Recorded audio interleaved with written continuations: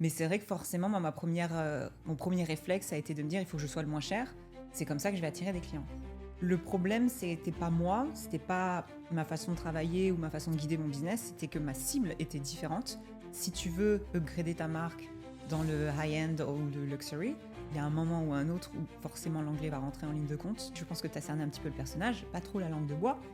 Donc on sait généralement très vite ce que je pense et on gagne du temps à éviter de... Je suis pas là pour... je veux pas froisser ton ego, mais tu comprends que non.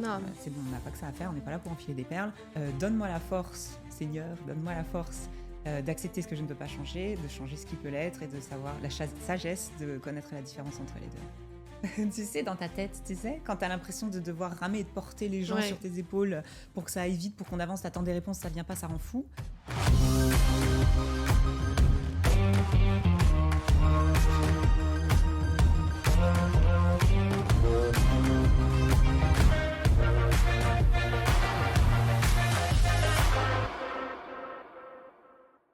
Hello Maddy. Hello. Comment vas-tu? Ça va très bien et toi? Très très bien. Je suis ravie d'être avec toi aujourd'hui dans les studios du podcast, Dubaï Podcast Studio. On est en présentiel. Je suis vraiment contente de t'avoir. Si jamais vous nous écoutez sur les plateformes d'écoute, sachez qu'on est en présentiel. Donc vous pouvez nous voir sur YouTube, sur ma chaîne YouTube Fanny l'Esprit. J'ai une petite description de toi générée par ChatGPT. Oh, j'ai jamais fait cet exercice. Voilà. Ça m'intéresse. Et en fait, en ce moment, je commence mes podcasts comme ça, mes épisodes comme ça. Donc, je vais te lire la description et tu vas me dire s'il a juste, s'il a faux, si à côté de la plaque, ou si je me suis trompée de personne, mais je pense pas. Oui, c'est possible. T'es prête? Allons-y. Alors, Coco Spark est la méthode signature créée par Maddy Christina, entrepreneur, photographe et mentor basée à Dubaï et sur la Côte d'Azur. Elle s'est construite une vraie expertise dans l'élévation de marque et l'attraction de clients haut de gamme. Après avoir elle-même fait le parcours de travailler à petit prix jusqu'à multiplier ses tarifs par 100 et collaborer avec une clientèle internationale exigeante. La Coco Spark Method, c'est un programme stratégique pensé pour les entrepreneurs qui veulent affiner leur positionnement premium, attirer des clients à fort budget, créer une expérience de marque qui fait vivre un vrai luxe et passer d'un modèle prix-quantité à un modèle qualité-valeur-désir. Ce n'est pas juste une formation technique, c'est une véritable transformation de posture où Maddy aide les entrepreneurs à shifter leur mindset, structurer leurs offres et communiquer de façon à incarner le niveau qu'ils visent. L'approche repose autant sur le psychologique que le stratégique.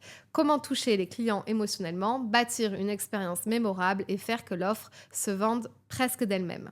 Bienvenue dans Success. Ah, tu m'as tuée.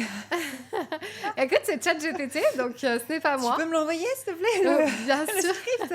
C'est incroyable, d'accord. Bah écoute, ça fait plaisir. Qu'en penses-tu? Je l'aurais pas mieux dit. Je suis vraiment ravie de cette description et elle est bien plus puissante que ce que je n'arriverais à dire avec mes propres mots, je pense. Sachant que toi, tu fais toute ta com en anglais. Oui. Donc là, tu l'entends en français en plus avec Ouais. la traduction. Donc je trouve ça assez juste, assez proche de ce que tu fais dans ta com aussi en anglais. Est-ce que tu peux compléter ce que dit ChatGPT? Qui es-tu? D'où viens-tu? Retrace-nous un petit peu ton parcours et qu'est-ce qui fait que tu en es là aujourd'hui? Déjà, avant tout, un énorme merci pour m'accueillir ici. C'est un grand plaisir. Je suis quelqu'un qui adore partager, que ce soit de mon expérience, de l'expérience des autres, d'apprendre des autres. C'est vraiment quelque chose qui est très important dans ma vie et dans mon métier, bien sûr, mais surtout en tant que personne. Donc, merci de cette opportunité. Et pour ce qui me concerne, moi, je suis née à côté de la frontière allemande. Voilà.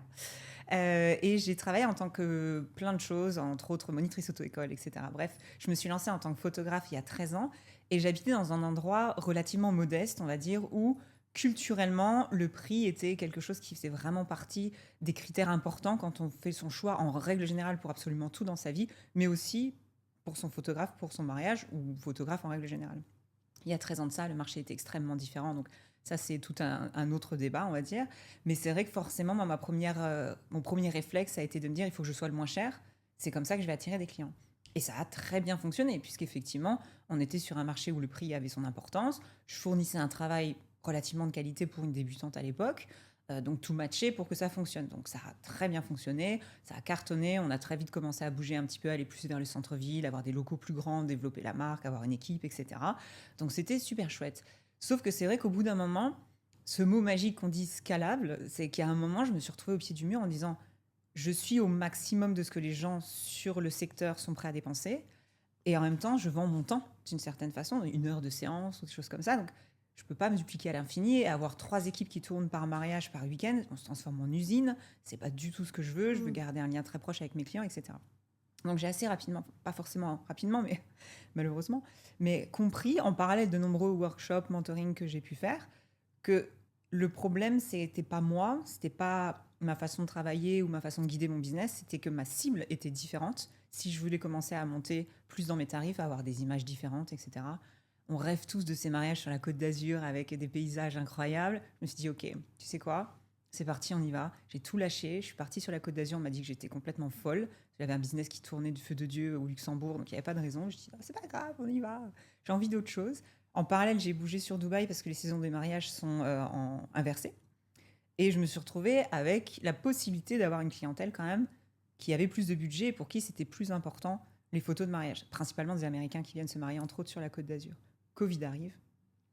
Et ça a été, pour plein de gens, quelque chose d'horrible. Pour moi, une des meilleures choses qui me soit arrivée dans ma vie, qui m'a permis, pendant tout ce temps-là où tout le marché du mariage était complètement à zéro, pendant 1 an, 2 ans, de comprendre le marché, en fait, des Américains, des Russes, des Anglais qui se mariaient, entre autres, sur la Côte d'Azur, comprendre le potentiel du marché, rencontrer des gens du secteur et comprendre la flexibilité que je pouvais avoir avec mes tarifs. Et c'est vraiment là où je me suis dit, OK, là, il y a vraiment un truc à jouer. Profite d'avoir ce Covid pour ne pas avoir de prix qui vont te plafonner. Mm. Et j'ai tout de suite fait un énorme jump sur mes tarifs, puisque personne ne me connaissait. Donc, c'est pas comme si j'avais déjà une réputation avec des tarifs autour de temps. Je pouvais directement choisir où j'allais mettre le curseur, une fois que les choses revenaient à la normale, on va dire. Et ça a commencé vraiment comme ça, à me retrouver à avoir une chance, alors j'aime pas le mot chance, mais l'opportunité plutôt de travailler sur des mariages incroyables et de tourner sur ce monde du luxe, de comprendre comment le marché Ouais. fonctionnait et très vite de me rendre compte que des choses qui étaient applicables à mon milieu étaient duplicables en fait à tous les Ouais. business et tous les entrepreneurs. Donc c'est comme ça que ça a commencé un petit peu. J'avais beaucoup de gens qui me demandaient de l'aide, justement des petits conseils, etc. Et puis arrivant proche de la quarantaine, tu te dis, bon, c'est bien beau les mariages, mais moi je ne me vois pas encore pendant 10 ans à porter 20 kilos de matériel sur les épaules, à courir pendant 4 jours, etc. Il faut penser un petit peu à l'avenir. Et c'est là que les choses se sont bien alignées, on va dire, et qu'on a lancé Coco Spark il y a maintenant 1 an, un tout petit peu plus d'1 an. Donc c'est un bébé, mais ça a fait boum, et on n'a pas compris ce qui se passait. On s'est fait un petit peu surprendre. Et c'est une aventure incroyable, épuisante. On parlait de burn-out et d'extrême fatigue. Je m'y attendais pas.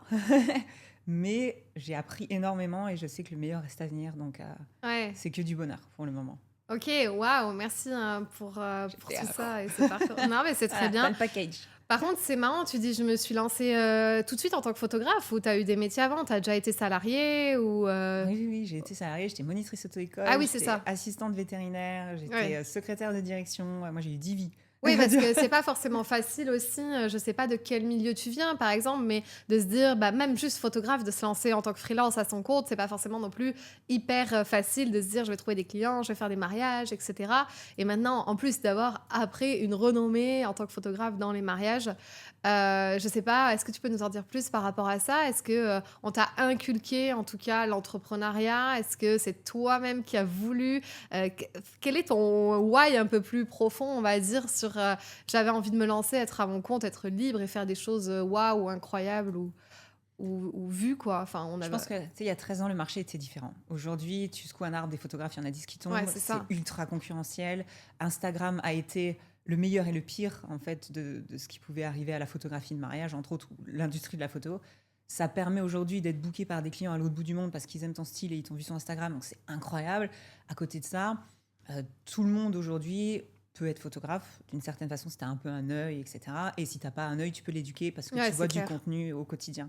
Donc, le marché était très différent il y a 13 ans de ça, c'est certain. Moi, ce qui s'est passé très rapidement dans ma vie, mon papa était photographe, mais amateur, passionné, amateur. Il m'a un petit peu inculqué ça. Moi, j'ai commencé plus dans la vidéo, donc je faisais des petits films, des courts-métrages, des choses comme ça. Et ma passion, ça a toujours été de raconter des histoires. Donc, ça a été via l'écriture de scénarios, via l'écriture de romans, l'écriture de musique de films, l'écriture tu vois, de raconter des histoires. C'est un truc que j'adore. Et il y a un moment où tu te rends compte aussi que le plus simple dans toutes ces façons de raconter des histoires, ça reste finalement la photo, l'air de rien.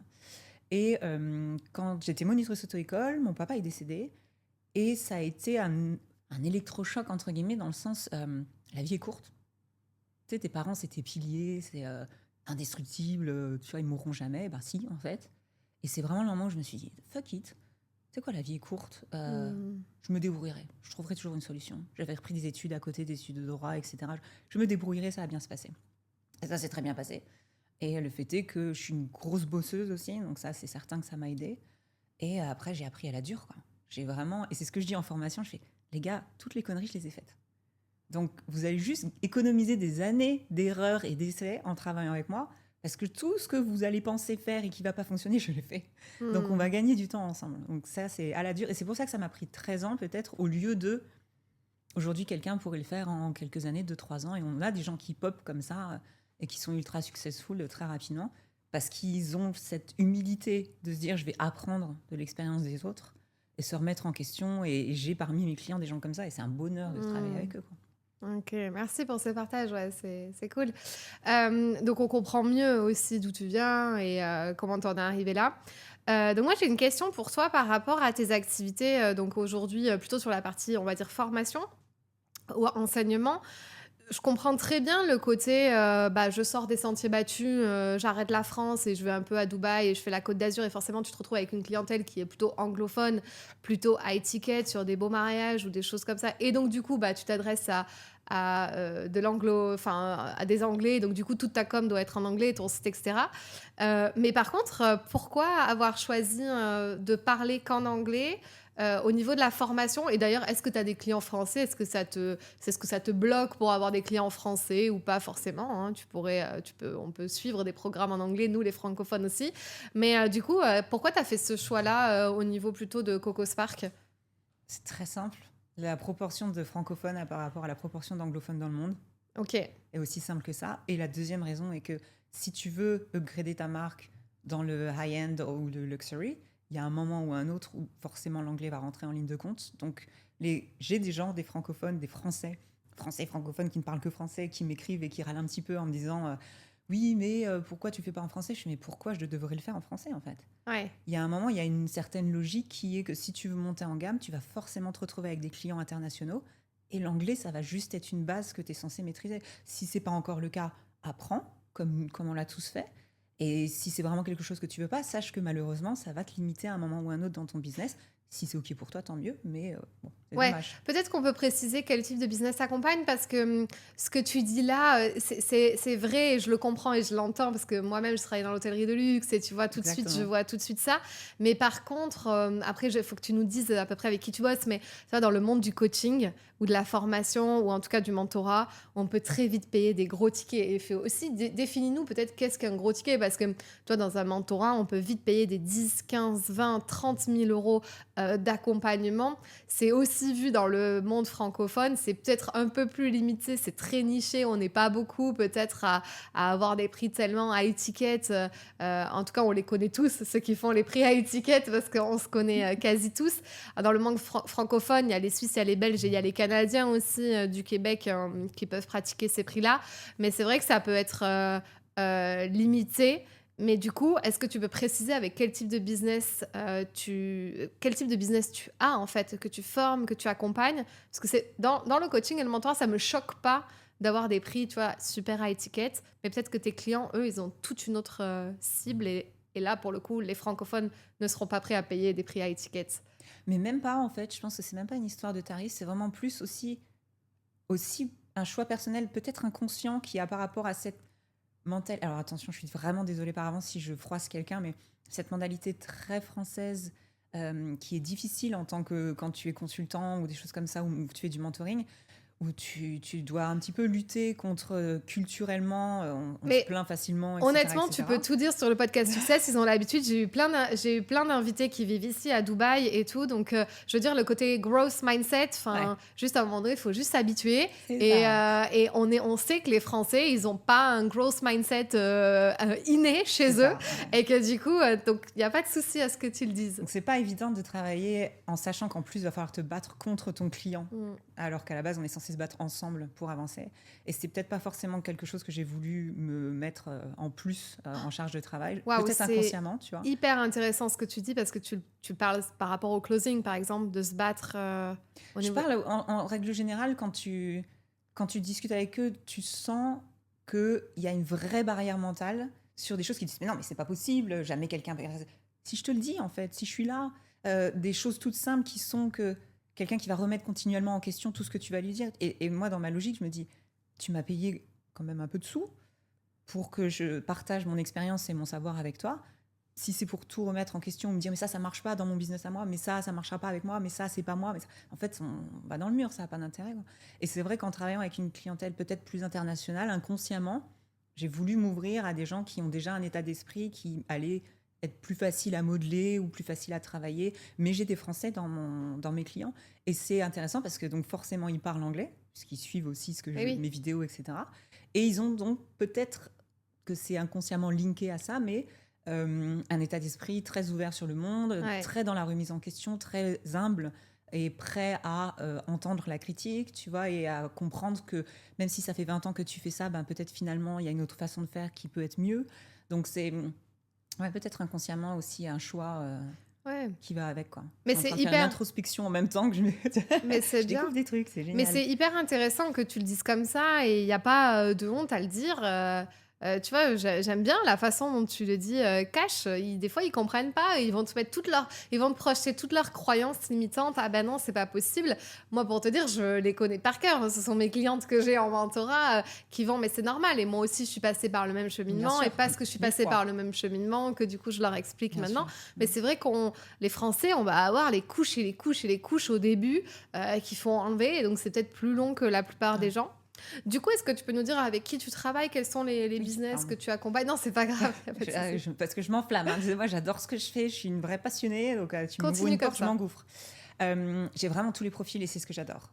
Vraiment, aujourd'hui, en mentoring, c'est vraiment... je vais avoir un architecte libanais c'est très intéressant parce qu'il est un peu dans ce profil-là, justement, où là, on a passé 1 heure à faire de la psychologie, en fait, à essayer de lui débloquer vraiment les cases, alors qu'il a un succès incroyable. Les gens viennent chez lui en sachant qu'il va coûter cher et pour autant il a toujours peur, il est limite à proposer un discount avant que le client nous demande. Donc on a un vrai travail psy, en Waouh. fait, un mindset plutôt que psy, à faire. Et c'est super intéressant parce que on a l'exemple de ce qu'on voit et la réalité de ce qui se passe derrière, c'est-à-dire qu'il est absolument pas sûr de lui. Je vais avoir un petit peu de gens du mariage, donc quelques wedding planners. J'ai une photographe qui est en train de tout exploser. Je suis tellement heureuse de voir son succès. Elle est incroyable. Élise, si tu nous regardes, coucou. Avec qui je travaille J'ai eu un coach sportif aussi à Beverly Hills. C'était super intéressant de bosser avec lui. J'ai eu aussi, j'aime pas dire j'ai eu, mais j'ai travaillé plutôt là potentiellement avec une fondation aux États-Unis. C'est super intéressant, un projet. J'en dis pas plus parce que pour l'instant c'est pas encore fait, mais justement sur, je vais pas trop en dire, tu vois, mais pour essayer d'amener les élèves issus de familles fortunées à travailler justement dans des fondations, dans des œuvres de charité, des choses comme ça. Donc super intéressant projet, un énorme projet.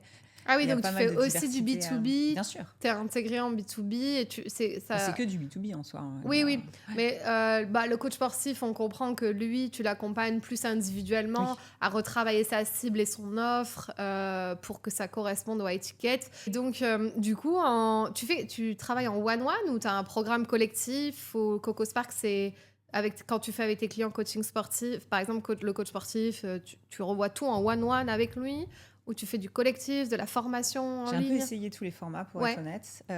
Ça fait que 1 an. oui, ça fait qu'un an, ouais. Faut remettre l'église au milieu du village. On est encore des bébés, on va dire, dans l'industrie. Mais j'ai essayé plusieurs choses. On a essayé de lancer un club aussi, qui demande finalement énormément de temps Ouais. à maintenir, tu vois, éveillé, etc. Puis les gens ont leur vie, donc ils n'ont pas que ça à faire que de faire maintenir le truc, quoi. Et au final, je suis allée vers ce qui, moi, me faisait vibrer, qui était vraiment, en fait, le one-to-one. Ok. Donc, c'est principalement du mentoring, où on travaille sur 3 mois avec 2 heures de call par mois, avec l'accès à par WhatsApp, etc., etc. Mais je veux voir mes bébés grandir, quoi. J'ai vraiment Trop bien. cette satisfaction. Je pense que tu vois de quoi je parle, quoi. Quand Mm. tu vois ton client avant-après, et qui te regardent avec les yeux remplis de bonheur en disant mais merci, quoi, j'ai tellement appris, j'ai tellement gagné de temps, c'est incroyable ce qu'on a accompli ensemble. Tu vois, ce côté-là, Ouais. on a grandi ensemble. Moi, c'est vraiment un truc où c'est là que je m'éclate, quoi. Ouais. Et à partir du moment où donc l'entrepreneur il vient à toi, tu redéfinis la cible, l'offre et tu fixes les nouveaux prix, on va dire, les nouveaux tarifs, une fois que tout le mindset a fait son chemin et qu'on avance sur ce sujet. Je suppose que tu es aussi sur comment on les trouve maintenant, ces fameux high tickets, parce que c'est plus la même cible. Est-ce que tu peux nous en dire plus par rapport à ça? Parce que je suppose qu'ils ont plein de croyances. Comment on les trouve? Où est-ce qu'ils sont, tous ces clients? C'est plus les mêmes. C'est tellement la première question qu'on me pose. C'est, Et ouais. bah oui, mais moi, il n'y en a pas des clients comme ça chez moi. Mais oui, mais où est-ce qu'on les trouve, ces fameux clients? Mais en fait, c'est quand tu as tout qui est bien aligné et qui est cohérent, j'ai presque envie de dire, c'est pas toi qui les trouves, c'est eux qui te trouvent. Ok. Parce que tu auras, je recherche mes mots en français, mais atteint des codes et tu vas être en cohérence avec leur univers à eux. Tu vois, ça va être par exemple, on parlait de Four Seasons, mais des hôtels de luxe ou des choses comme ça, de travailler sur des collaborations avec des hôtels de luxe, donc d'être sur des endroits où ces fameux clients vont être. Et c'est eux qui vont te trouver là où ils ont l'habitude d'aller, où ils ont l'habitude de tourner ou des choses comme ça. Tu vois, ça fait partie des millions de canaux d'acquisition qu'on peut avoir évidemment. Tu vois, les social médias, on a tendance à croire que ces gens avec de hauts budgets ne sont pas sur les médias sociaux, c'est totalement faux. C'est des gens qui sont aussi sur les réseaux sociaux, Bah ouais. c'est complètement humain. Donc, il n'y a aucune raison qu'on ne les trouve pas sur les réseaux sociaux. Donc, on va travailler toute notre communication pour que ce soit cohérent avec nos tarifs, avec notre cible, etc. etc. Et on a plein d'autres, le network, on va avoir les collaborations, les influenceurs. Tu as des influenceurs dans le milieu du luxe aussi. Enfin, tu as des millions d'options pour justement aller parler à ces gens et dire on existe, on est là, et attirer leur attention. Et finalement, ils ne se retrouvent pas tant dans ton produit ou ton service, mais plus dans ton expérience. Et je pense que l'immense différence entre un marché soit locaux, soit milieu de gamme, ça va être que encore plus, le client ne va pas acheter ton produit, mais tout ce qui va autour. On Ouais. parle du Birkin, c'est le meilleur exemple pour moi. Tu vois, c'est un sac, le cuir coûte pas si cher. Par contre, le prestige d'en avoir un, c'est quelque chose qui est priceless, quoi. Donc c'est ce sur quoi on va travailler, de créer tout un univers autour, comment dire en français, une rareté, de créer quelque chose qui fait que ça va être exceptionnel de pouvoir travailler avec toi. Et moi, ça, c'est ce que j'adore faire. C'est pour ça que je ne travaille pas avec des débutants, d'ailleurs. Je ne vais pas travailler avec quelqu'un qui n'a pas d'expérience, qui ne connaît pas son marché, etc., etc. On va travailler avec quelqu'un qui a déjà un petit peu de recul, au moins 3 ans d'expérience, pour savoir dans quel coin on est, enfin, tu vois, dans quel marché on est. Et à partir de là, on va tout retravailler pour passer la marche du dessus. Mais travailler avec quelqu'un from scratch, vraiment de zéro, c'est qui tout double. C'est-à-dire que Ça dépend son projet, peut-être. Parce que si tout de suite la cible est du high ticket. c'est ça. Ouais, c'est ça. Soit c'est jackpot, tu as cette personne qui est très ouverte d'esprit, qui accepte d'absorber toutes les informations et d'appliquer bêtement, entre guillemets, et on y va. Mais tu vas avoir aussi, selon son background personnel, Ouais. donc elle n'aura pas l'expérience du terrain, où tu peux avoir encore plus de blocage, parce que dans son quotidien, qui n'est peut-être pas de ce monde-là, Hmm. elle va Oui, complètement mais se tu trouves pas paniquer, que tu c'est vois. plus facile de quelqu'un from scratch, par exemple, on va dire un artiste qui vend ses tableaux et donc forcément plus à étiquette ou voilà, bref, et il commence et il sait pas comment les vendre, ou un architecte d'intérieur qui tout de suite a une patte différente et tout, que de quelqu'un qui est installé depuis 3 ans, comme l'archi d'intérieur, qui a un certain positionnement, de lui faire totalement changer son positionnement parce qu'il change ses tarifs, il change son branding et tout. Que tu vois, ça fait 3 ans qu'il est comme ça. Enfin, je sais pas trop parce que moi, je l'ai vécu aussi. J'ai changé de positionnement l'année dernière, enfin, même plutôt début de cette année, avec un mentoring beaucoup plus cher que ce que je faisais avant dans le prix de mes programmes. Et je visais pas forcément la même cible. C'est-à-dire que, en fait, je visais mes clientes après. Donc, mes clientes de base, une cible plutôt débutante, mais une cible débutante qui a réussi plus ou moins à faire quelque chose et maintenant elle va aller plus loin. Donc du coup, j'ai fait monter Niveau 2. voilà, niveau 2, voilà, c'est ça.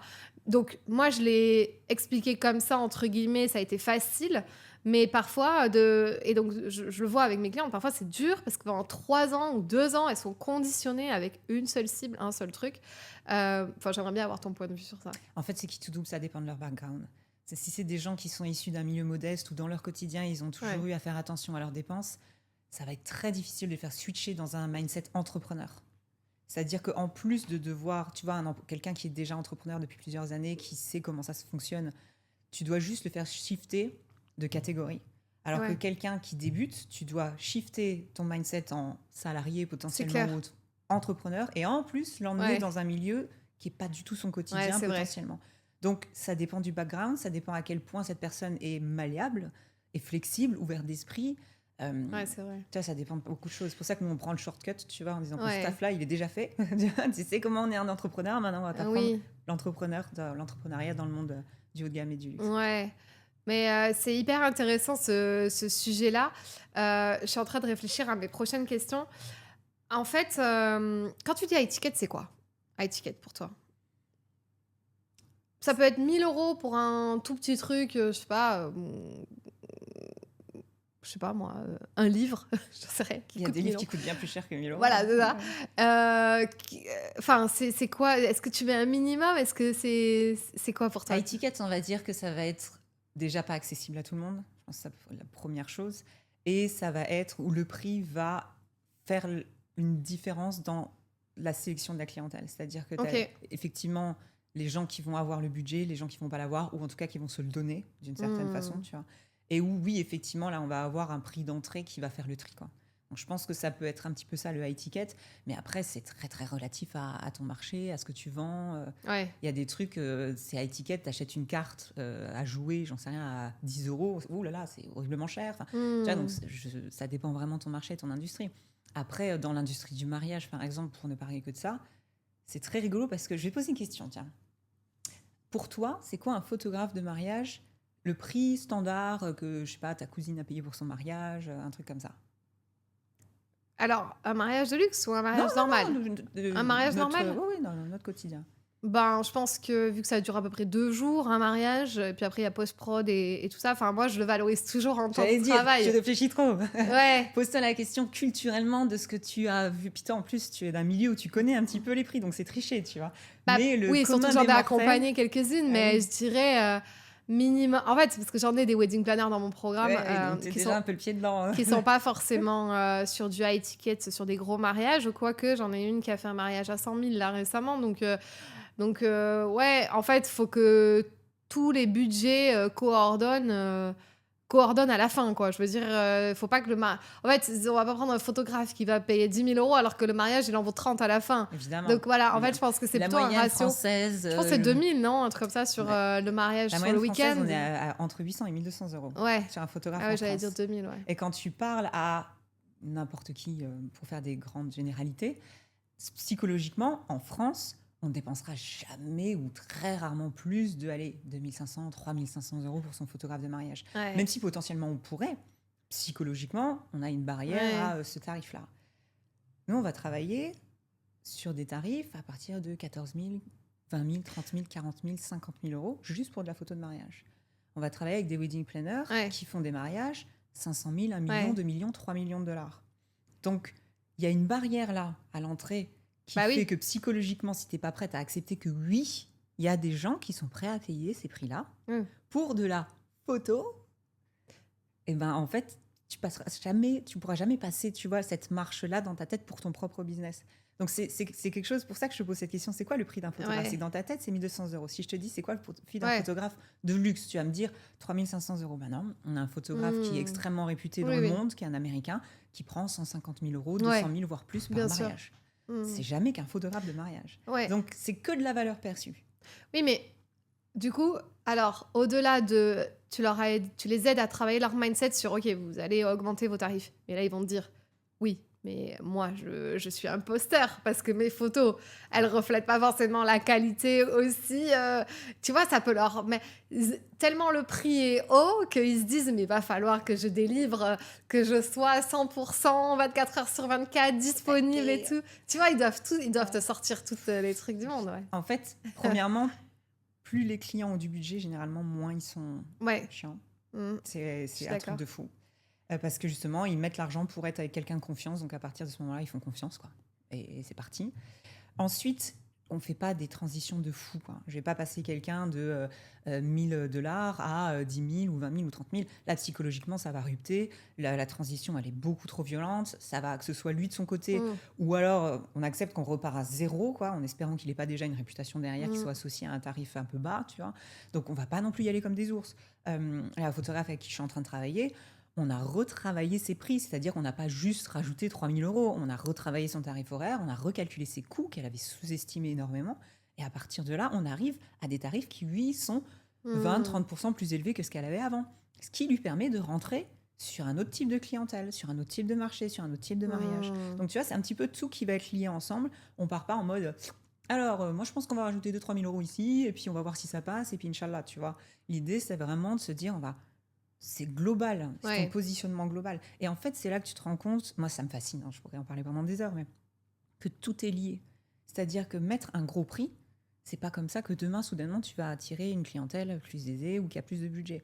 Retravailler ta communication, mais aussi ton network, ton branding, tes techniques de vente, ton networking, ta productivité, enfin, c'est plein de petites choses qui ensemble vont faire monter la marche. Mm. Tu peux pas juste monter tes tarifs. Des fois, j'en ai qui me disent ça, hein.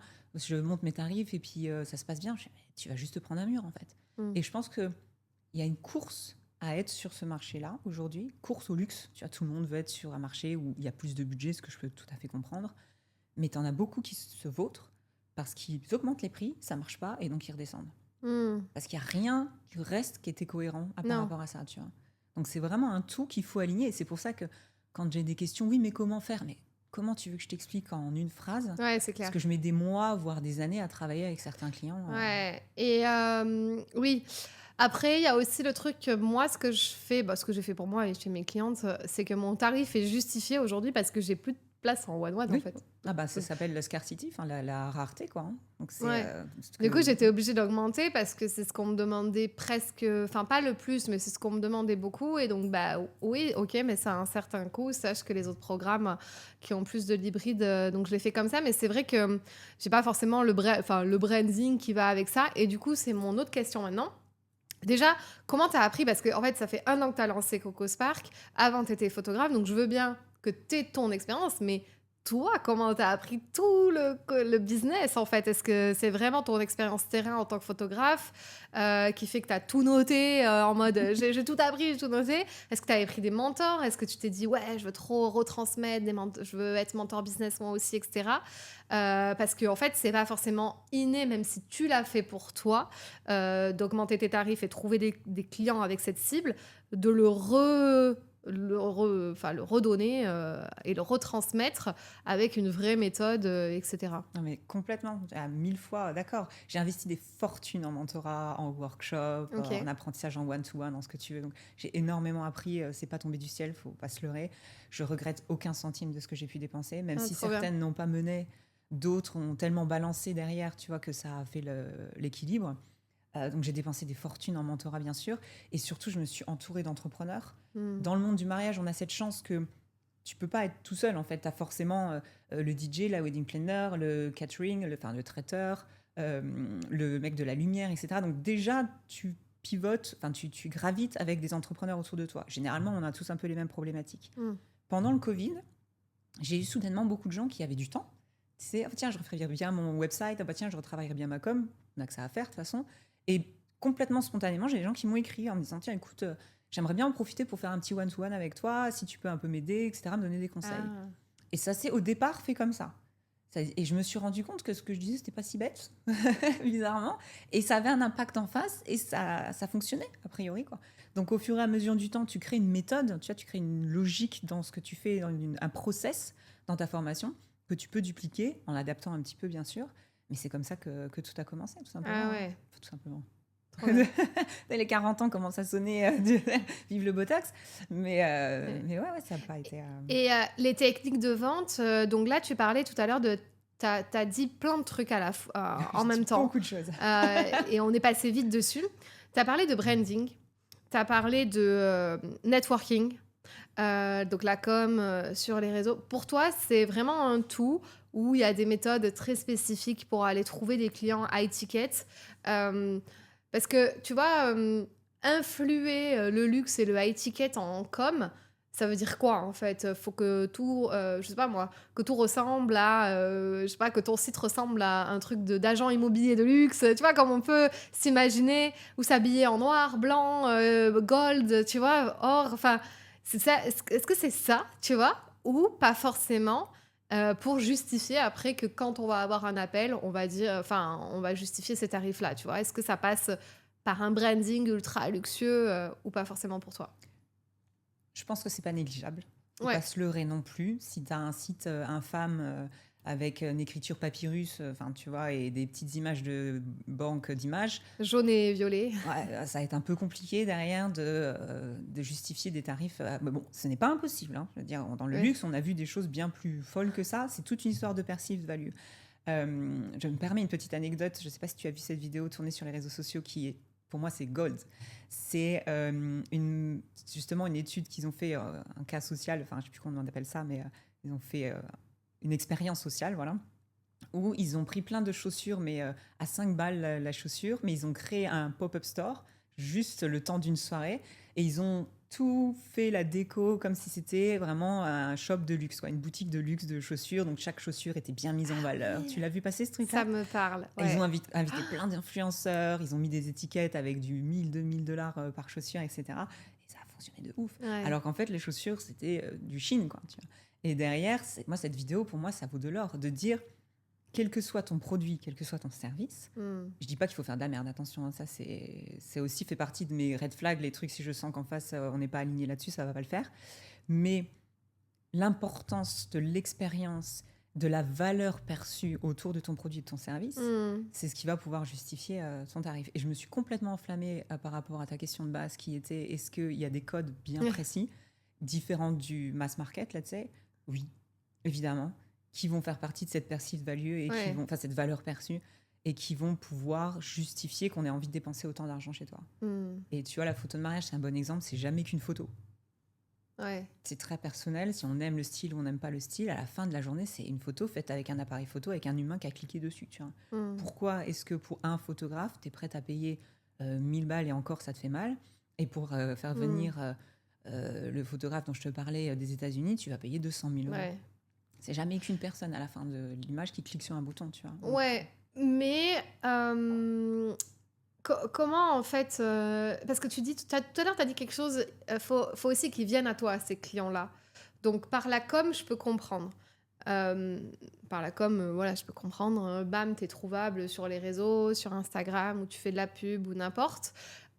Mais pour les autres techniques, tu vois, quand tu débutes et que tu dois aller les chercher en tout premier et qu'ils viennent pas naturellement à toi, qu'est-ce que tu dis à tes clients, en fait, pour, aller viser cette nouvelle cible, nouvelle clientèle? Parce qu'en plus, c'est peut-être complètement différent de leur milieu à eux.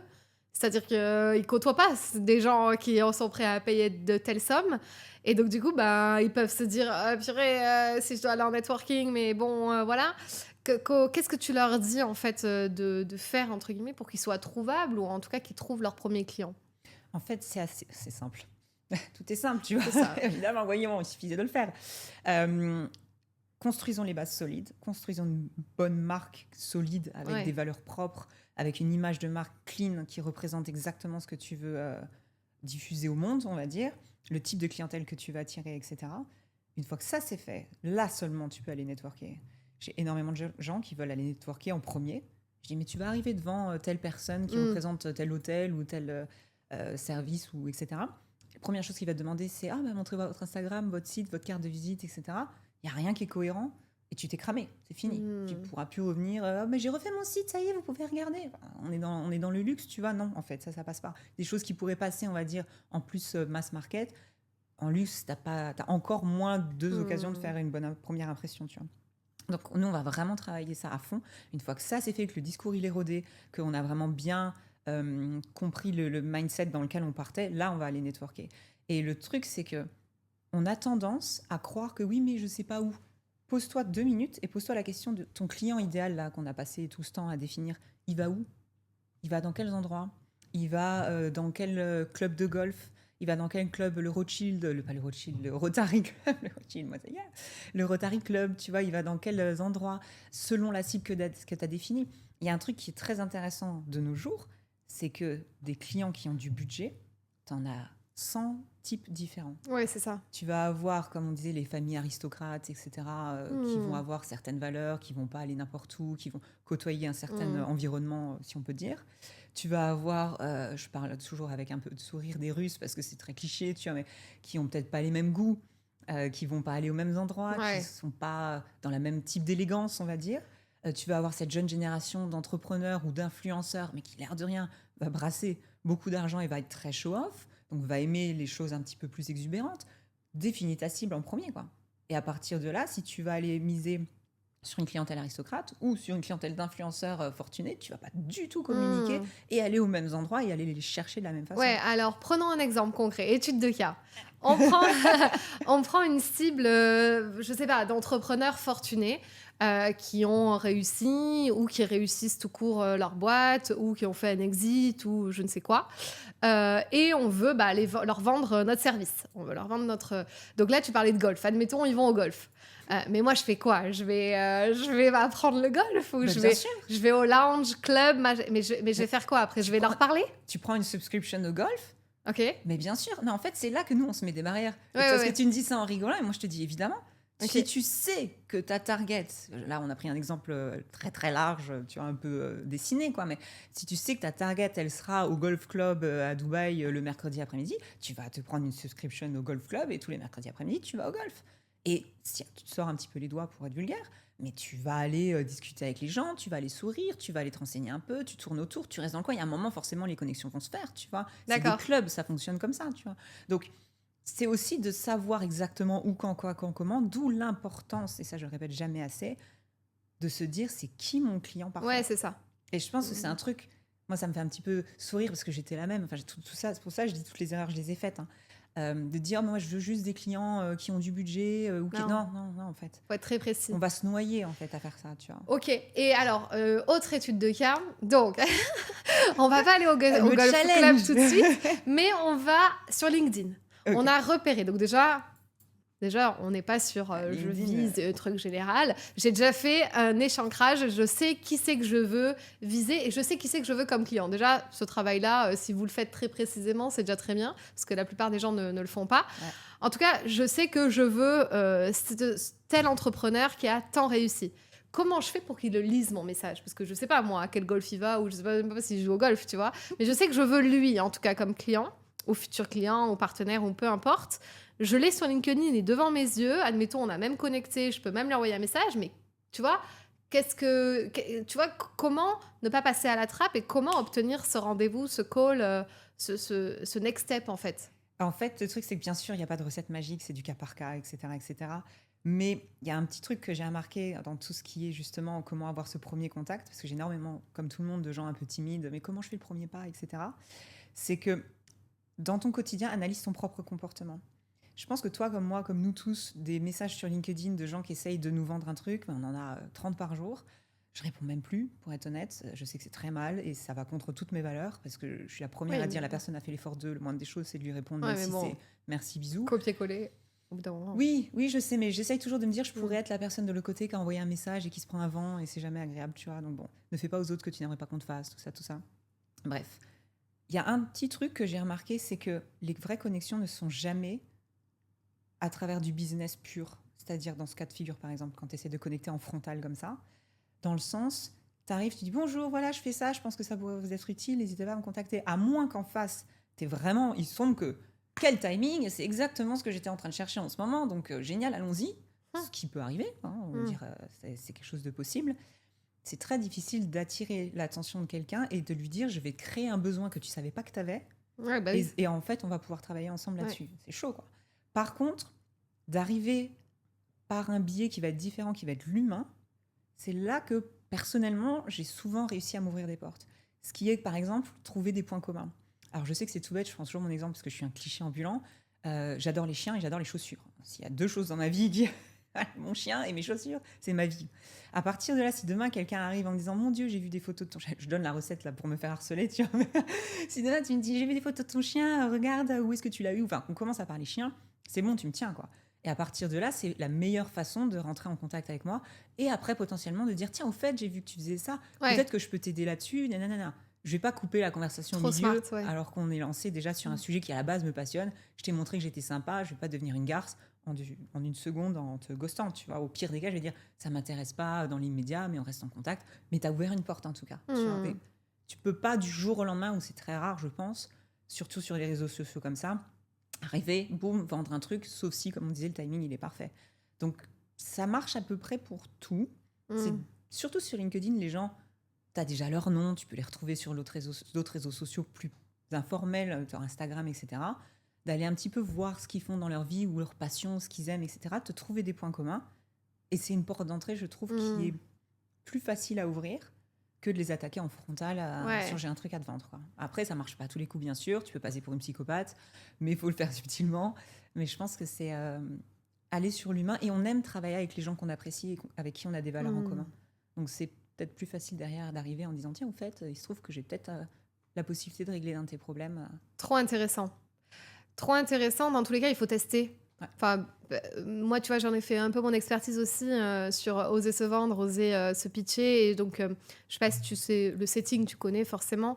En tout cas, comment faire qu'un message soit lu. Et en fait, c'est aussi de tester tous les formats. C'est à un moment donné, si le frontal, si le frontal ne marche pas, bah, teste l'humain. Si l'humain ne marche pas, teste offrir un cadeau, Complètement. etc. Complètement. Moi, je sais que par exemple, le podcast, c'est super pour le réseau et généralement, je peux passer par ça pour dire hey, est-ce que tu voudrais bien être. Parce que du coup, si je veux une cible d'entrepreneurs fortunés, entre guillemets, voilà. On a fait le tour, je pense, de cet épisode. Enfin, tu nous as partagé plein de choses. C'était vraiment incroyable. Juste, dis-nous en plus sur ta méthode, sur comment on peut travailler avec toi. Et je termine toujours le podcast par une citation qui t'inspire, un mantra. Alors, si tu l'as en anglais, tant mieux. Je l'ai en français. Voilà, en français. Vas-y.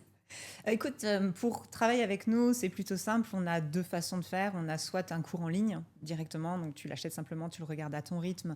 Je sais que moi, personnellement, c'est quelque chose que j'aime énormément et j'achète énormément de cours en ligne moi-même parce que je peux le faire vraiment au rythme qui est le mien. Donc ça, c'est ma façon de faire et je voulais aussi donner cette possibilité-là aux gens. C'est un petit peu plus budget-friendly aussi pour ceux qui potentiellement regardent un peu le portefeuille. Et la deuxième façon, c'est le 3 Months to Luxury. Je peux parler en français pendant la formation et pendant le mentoring, qui permet d'avoir ces 2 calls par mois avec l'accès WhatsApp. Et c'est vraiment très intensif. Généralement, on continue, c'est pas que 3 mois, on va dire que c'est le minimum. On continue derrière pour continuer à se challenger et continuer à avancer. Mais c'est très intensif. Et puis, je pense que tu as cerné un petit peu le personnage. Pas trop la langue de bois. Donc, on sait généralement très vite ce que je pense et on gagne du temps à éviter de... Je suis pas là pour... je veux pas froisser ton ego, mais tu comprends que non. C'est bon, on n'a pas que ça à faire. On n'est pas là pour enfiler des perles. Donc, on avance. Et donc, voilà, on peut me trouver sur absolument tous les réseaux sociaux et sur le website, bien sûr, madicristina.com/cocospark. Voilà. Et pour la citation, je pense que c'est une citation qui guide ma vie chaque jour. Donne-moi la force, Seigneur, donne-moi la force d'accepter ce que je ne peux pas changer, de changer ce qui peut l'être et de savoir la sagesse de connaître la différence entre les deux. Waouh, ok. Ça guide ma vie, ça veut dire que ça m'évite de m'énerver sur des trucs que je peux pas changer parce que de toute façon c'est fait. De se donner la force de les choses sur lesquelles je peux avoir un impact, de le faire et surtout de savoir la différence entre les deux. Je pensais même me le faire tatouer tellement ce mantra est fort pour moi. Parce que derrière mes grandeurs, j'ai plein de tatouages. C'est vrai? Ouais. Enfin, pas plein, mais j'en ai. Incroyable. Une grosse rebelle, en fait. C'est les dernières secondes de l'épisode, tu casses toute l'image de marque. Allez, c'est parti. Mais comme quoi, tout est possible. Tu as des tatoueurs de luxe qui te font payer une fortune pour leur tatou, tu vois. Donc, c'est drôle, c'est incroyable.